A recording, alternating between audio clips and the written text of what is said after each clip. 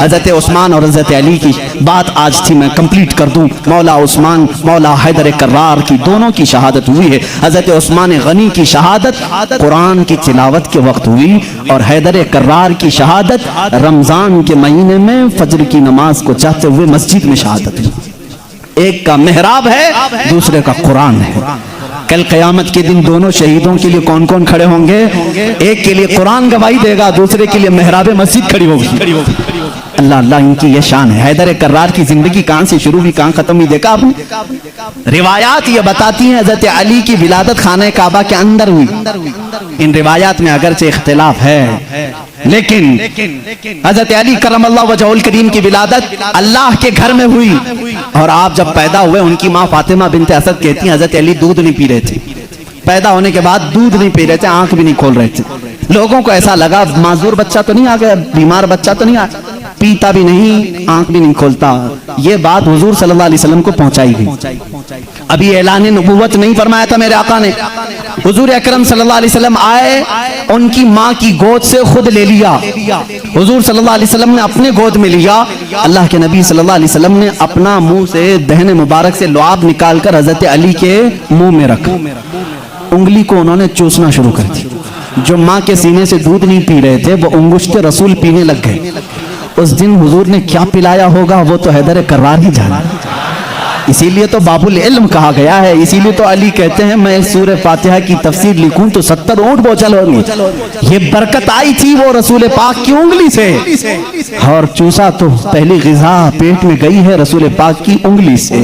اور اسی وقت تھوڑی دیر کے بعد آپ نے آنکھیں کھولی. سب سے پہلی زندگی میں اگر کسی کو آپ نے دیکھا تو چہرے رسول کا، چہرے رسول. اس کی فضیلت ہم کیا بیان کریں. جو کعبے میں پیدا ہوا، پہلی غذا حضور کی انگشت مبارک چوسا، اور اس کے بعد دیکھا بھی زندگی میں تو پہلے چہرے رسول دیکھا. ابتدا جس نے زندگی کی یہاں سے کی ہے اس کے مقام کو کون پہچان سکتا ہے، کون جان سکتا ہے. اسی لیے میرے عزیزو جب زندگی کا خاتمہ ہونا ہے، خاتمہ ہونا ہے، رمضان کا مہینہ ہے، روزوں کے دن ہیں، اور فجر کے وقت حضرت علی کرم اللہ وجہہ الکریم مسجد میں آ چکے ہیں. مسجد میں آ چکے ہیں. ظاہر سی بات ہے فجر کا وقت ہوا ہوگا تو روزہ بھی ہوں گے، روزہ بھی ہوں گے، نماز کا وقت ہوگا. اسی وقت ایک عبد الرحمن ابن ملجم نام کا خارجی کتا آپ کے پیٹھ کے پیچھے سے وار کیا، اور زخم اتنا گہرا ہو گیا کہ حضرت علی کرم اللہ وجہہ الکریم کے سینے کے باہر سے وہ خنجر باہر آیا. کچھ بھی آپ کو پلایا جاتا تو زخموں کے راستے سے باہر نکل جاتا تھا. اتنی خطرناک قسم کا خنجر اس نے مارا، اور مسلح پر آپ گر پڑے تھے. حضرت علی کرم اللہ وجہہ الکریم کی زندگی یہاں سے شروع ہوئی. اے مسلمانوں سوچو، جس کی ابتدا خانہ کعبہ سے ہوئی اور اختتام محراب مسجد میں ہوئی، اس علی کی نمازوں کا حال کیا ہوگا. اسی لیے تو یہ بات آئی کہ جس کی زندگی کعبے سے شروع ہوئی اور محراب مسجد میں ختم ہوئی. توجہ چاہتا ہوں، جس کی زندگی کعبے سے شروع ہوئی محراب مسجد میں ختم ہوئی. اسی لیے مولا بھی یہ نہیں چاہتا تھا کہ اس حیدر کرار کی کبھی نماز قضا ہو. ایک بار رسول پاک صلی اللہ علیہ وسلم ان کے زانوں پر سر رکھ کر سو رہے تھے. عصر کی نماز آپ نے نہیں پڑھی تھی، سورج ڈوب گیا تھا. جب میرے آقا بیدار ہوئے رونے لگے. علی زندگی میں پہلی ہے نماز جو قضا ہوئی، مولا کیسے قضا ہونے دے. میرے آقا صلی اللہ علیہ وسلم کو حکم ہوا آپ چاہیں تو پلٹائیں. میرے آقا نے اشارہ کیا اے سورج پلٹ جا، کسی اور کے لیے نہیں، صرف علی کی عصر کی نماز کے لیے، صرف علی کی عصر کی نماز کے لیے. وہ بھی عصر جو سب سے اعلیٰ خطر کی ہے. اعلیٰ حضرت نے فرمایا ہے انہیں جان واپس لوٹا دی صدیق اکبر کو، اور انہیں نماز واپس لوٹا دی. حضور اکرم صلی اللہ علیہ وسلم نے لوٹایا. حضرت علی کرم اللہ وجہہ الکریم نے اپنی نماز مکمل کی. سورج اپنے معمول کے مطابق واپس پھر غروب ہوا. پوچھو اس آج سورج سے آج تک ہے کسی نے تجھے غروب ہونے کے بعد لوٹا دیا ہو، لوٹایا ہو؟ تاریخ ہمیں بتا دیں کبھی اس سورج کو کسی نے پلٹایا ہو؟ نہیں میرے عزیزو. نمرود نے ابراہیم علیہ السلام کے ساتھ مناظرہ کیا تھا. ابراہیم علیہ السلام نے اس وقت اس کو یہ بات کہی تھی میں تو اس خدا کو مانتا ہوں جو سورج کو مشرق سے نکالتا ہے مغرب میں ڈباتا ہے. اے نمرود تیرے پاس سب سے بڑی طاقت ہو تو ذرا سورج کو پیچھے سے لوٹا کے دکھا، مغرب سے، پچھم سے، ویسٹ سے نکال کر کے دکھا. نمرود نہیں کر سکا. آج کے زمانے کے نمرود کو بھی میں کہتا ہوں امریکہ لوٹا کے دکھا. रशिया लौटा के दिखा, यूरोप लौटा के दिखा, मिसाइल बहुत बनाए, पेट्रोट मिसाइल, पता नहीं पूरी दुनिया को तबाह करने के आले तुम्हारे पास हैं, लौटा के दिखाओ। नहीं लौटा के दिखाओगे, लौटाएंगी वो उंगलियां जो टूटी चटाई पर बैठती हैं, लौहे महफूज का मुताला करती हैं। मेरे आका सल्लल्लाहु तआला अलैहि वसल्लम की वो अंगुश्त शहादत सूरज की तरफ होनी थी कि सूरज आ गया। बाज मुहद्दिसीन ने फरमाया है सूरज रोजाना जो निकलता है वो आबो ताप के साथ निकलता है, मशरिक में जब निकलता है आबो ताप के साथ निकलता है। आला हज़रत का एक शेर भी है, इसकी तर्जुमानी आप करते हैं, फरमाते हैं उस दिन सूरज जो है हड़बड़ाते हुए बाहर आया था, यानी डर के बाहर आया था, इसलिए कि आज खिलाफे मामूल पहली मर्तबा इधर से निकाला गया है, इधर से निकाला, और बे टाइम की। ये सारी फजीलत मेरे आका की है जरूर, उंगुश्त मुबारक उठी और सूरज पलट आया जरूर, लेकिन कभी ये नहीं देखा कि लौटाया किसके लिए गया था, किसके लिए? उसी अली करमल्लाहु वजहुल करीम के लिए।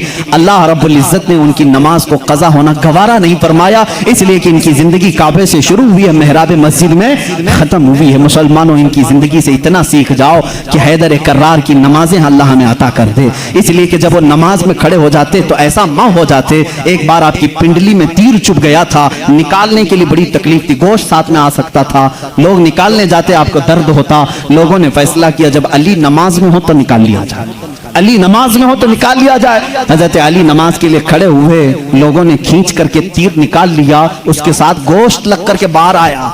आपने नमाज नहीं तोड़ी, पूरी नमाज मुकम्मल हो गई, सलाम फेरने के बाद अपने पैर पर हाथ रख करके पूछ रहे हैं तीर कब निकाला, तीर कब निकला? मुझे पता ही नहीं चला, इसलिए कि मैं मेरे रब्बे जुल जलाल की बारगाह में था।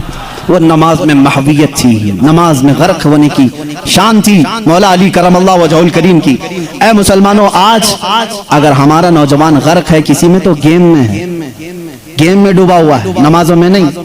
नमाजें तो यहाँ हिसाब किताब के लिए लोग बांध लेते हैं, दुकान में कितना हुआ था, कुछ भूला हो तो नमाज पढ़ने आ जाए, माअज़ल्लाह रब्बिल आलमीन। कितनों की नमाजें सिर्फ वसवसों में पूरी हो जाती हैं।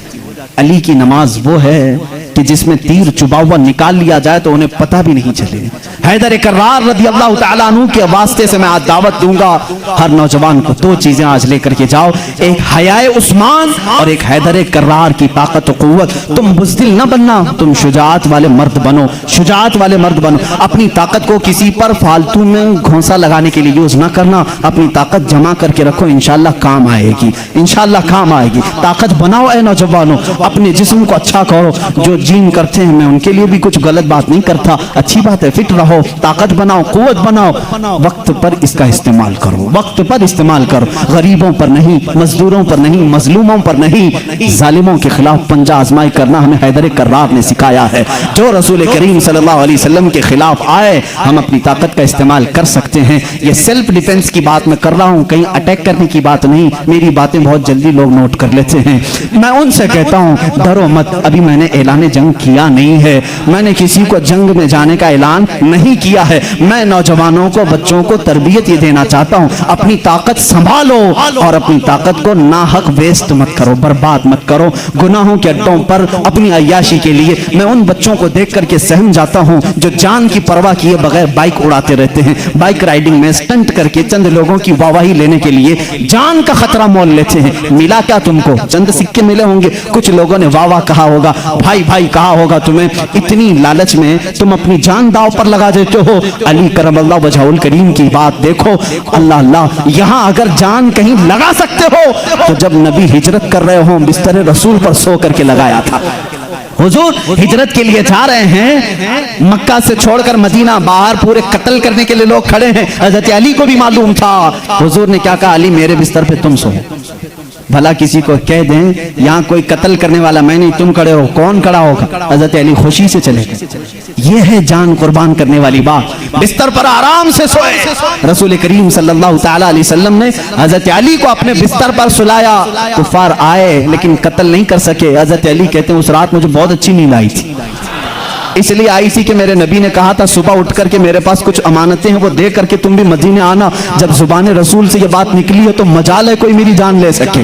یہ علی کا توکل تھا, یقین تھا, وہ بستر پر سوئے. میں ایک شیعہ کی یہ بات سن رہا تھا, وہ ظالم اس بات کو دلیل بنا کر کے کہہ رہا ہے رسول کے بعد اگر کوئی خلیفہ بن سکتا تھا تو صرف علی ہیں, باقی کوئی کسی کا حق نہیں تھا. وہ دلیل میں کیا کہہ رہا ہے, جب نبی ہجرت کے لیے جا رہے تھے, توجہ, سب کو واہ واہ واہ واہ واہ واہ کرنے کی عادت رہتی ہے ان شیعوں کو. اتنی بات اس نے دکھایا کہ جب جا رہے تھے اپنے بستر پر کس کو سلایا, سب جانتے ہیں, سنی بھی مانتے ہیں, سب مانتے ہیں, اپنے بستر پر. وہ پاگل بیوقوف کہہ رہا ہے جو نبی اپنے بستر پر کسی اور کو پسند نہیں کرتے, جو نبی اپنے بستر پر کسی اور کو پسند نہیں کرتے وہ علی کو سلا رہے ہیں. اس بات کی علامت ہے کہ نبی کے بعد ان کی خلافت بھی علی کو ہی ہونا چاہیے. میں کہتا ہوں اتنا ہی کیوں سناتا ہے, آگے کا کیوں نہیں سناتا. علی کو ایک رات کے لیے بستر پہ سلایا, لیکن 9 دن کے سفر کے لیے اپنے ساتھ کس کو لیا تھا, مدینے تک سفر کے لیے کس کو ساتھ لیا تھا, ابو بکر صدیق کو. ہم ایسی اوچھی دلیلیں نہیں مانتے اور نہ جانا چاہتے ہیں.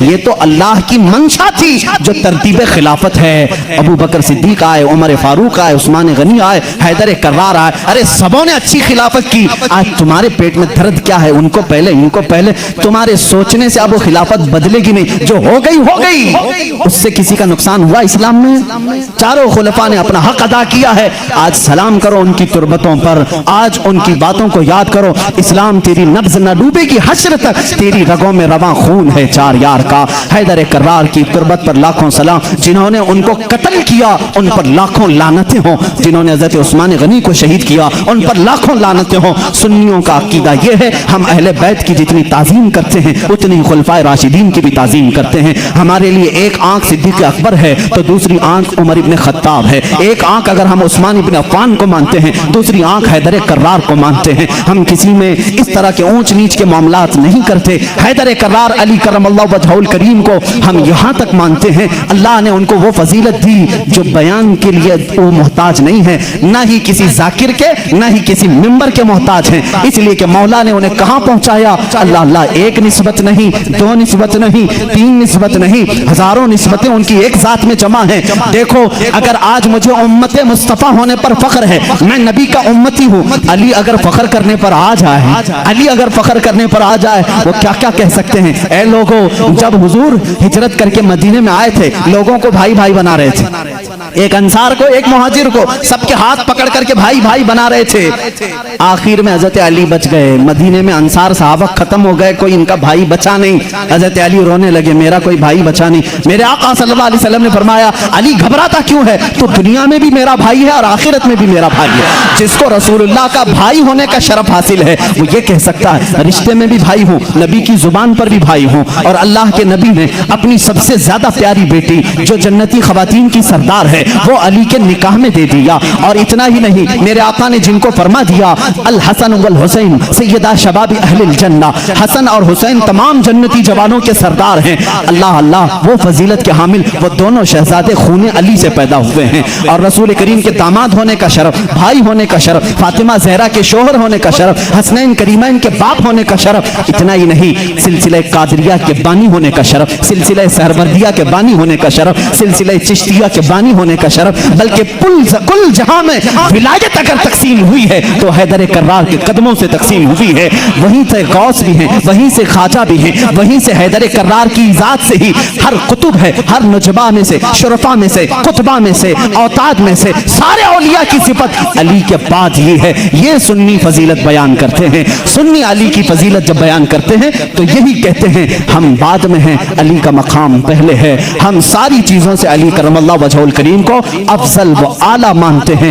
آخری جملہ یہ ہے, جہاں سب کی فضیلتیں پہنچتی ہیں وہاں سے فضیلت علی شروع ہوتی ہے, لیکن ساتھ ہی ہم دیگر خلفاء کی بھی فضیلت کو تسلیم کرتے ہیں. اے مسلمانوں, دعا کرو اللہ کی بارگاہ میں, مولا جب تک تو زندہ رکھے ہم میں سے ان چاروں خلفائے راشدین کی محبت میں جیتے مرنے کی توفیق عطا کر دے. اے کریم خدا, ان میں سے کسی کی ہم سے گستاخی نہ ہونے پائے, کسی کی توہین نہ ہونے پائے, کسی کی بے حرمتی نہ ہونے پائے. اے مولا کریم, جو ان کا مخالف ہو اس کی زبانوں کو تو کھینچ لے. اے مولا ان پر تو لعنت فرما. جو رسول کے جانثاروں کا دشمن ہو مولا تو اسے دنیا میں بھی اور آخرت میں رسوا اٹھا. اے مولا, ہم دنیا میں ان کا وسیلہ لیتے ہیں, قیامت کے دن بھی اس مجمع میں ہمارا حشر فرما جس مجمع میں صدیق ہوں، فاروق ہوں، عثمان ہوں، حیدر کرار ہوں رضوان اللہ علیہم اجمعین، اس لیے کہ ہم رسول اللہ کے، جنت رسول اللہ کی۔ وآخر دعوانا الحمدللہ۔